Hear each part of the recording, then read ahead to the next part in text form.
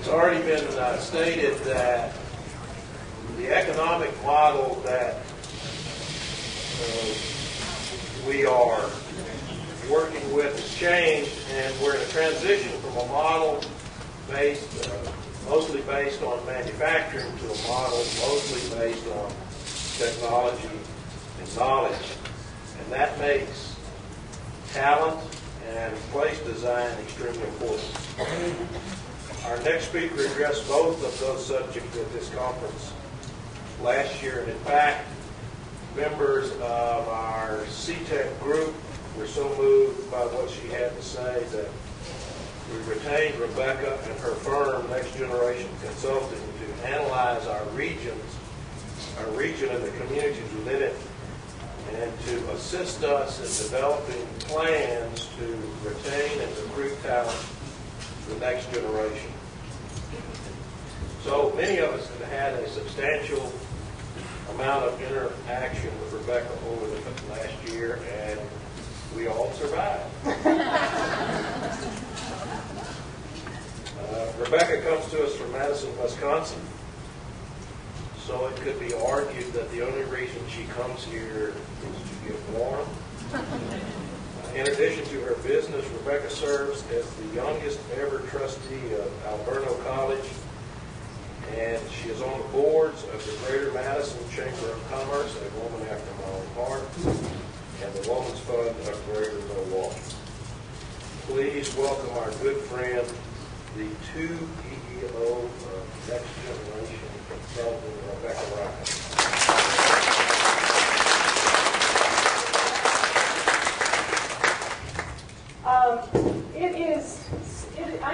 I'm very bittersweet about being here tonight. It's the last time that I'll be here in a public forum.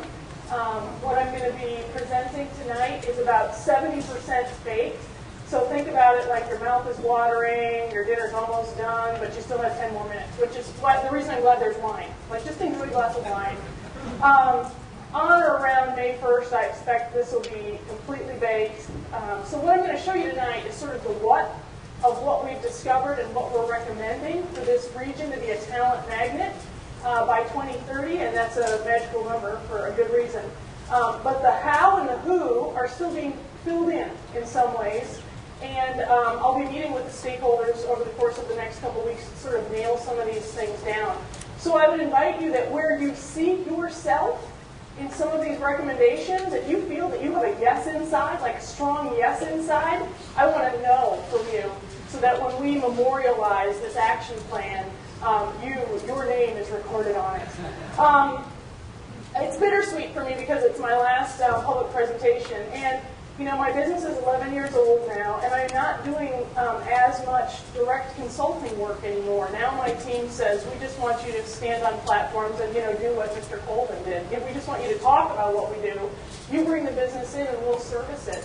So this is actually the first client that I've serviced in over a year, and I have found that I have loved it.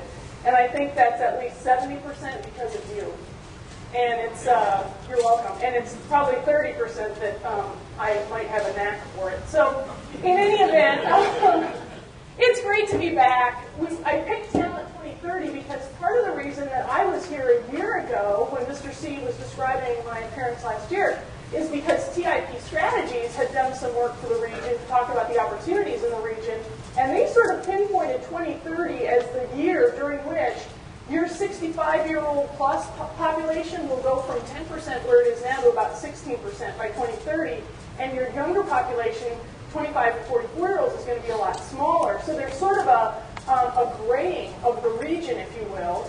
And one of the cool things is if you can project that by 2030, you can do some things about that now to make sure that you have a more balanced community, one that isn't just retirees, because as I described to Leadership Colleen today, even when I'm a retiree, I'm going to want somebody to bring me my Depend undergarments, my tobacco, and my booze to the nursing home. I mean, somebody's got to be working.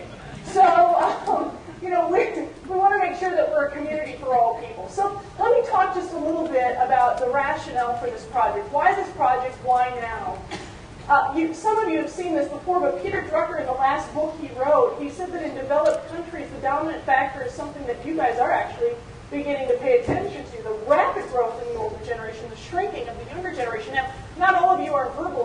great deal better in pictures, so I brought one. If you find Central Texas on this picture, it's pink, right? That means we had more birds per household than we had people passing away. We're in a positive growth mode in terms of people. Some of you were born. How many of you were born in the 50s? You and a whole lot of other people, right? The baby boom. But by 2000, we had turned blue in Central Texas, which means there were fewer babies being born. So what that literally means is that we've got fewer replacement workers coming up through the ranks.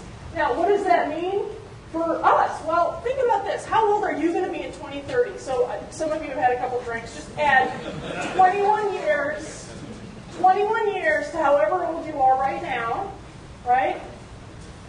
So think about this. By 2030, President Bush is going to be 84. Governor Perry's going to be 80. Facebook is going to be 26 years old by 2030, if it's still alive, if Facebook is still with us. Now, the numbers look this way, right? So the green line is 20 to 39-year-olds. That's going down. The red line is 40 to 64-year-olds. That's looking pretty good. And then you've got this bump up in your 65-plus population, 1990 to 2030. So we really have a population situation on our hands, right? Now, in Central Texas, if we don't do anything, we're going to have a much larger and much older population. And that is great in some ways. It's great for health care, right? Because as we get older, we want and need more health care. It can also be great for educational institutions because a lot of people continue to use, when you think about the hospitaling movement, elder hospital and so forth, continuing to civic organizations. A lot of your organizations are going to have a lot of volunteers who are going to be happy to volunteer. But, again, the problem is, carry that out and out and out. We don't want this to be a region that grows old and then dies, right? We want this to be a region that has a place for all people. So, let's talk a little bit about who this next generation workforce is. How many of you have children or maybe who were raised here and left? Anybody? Where do those people live?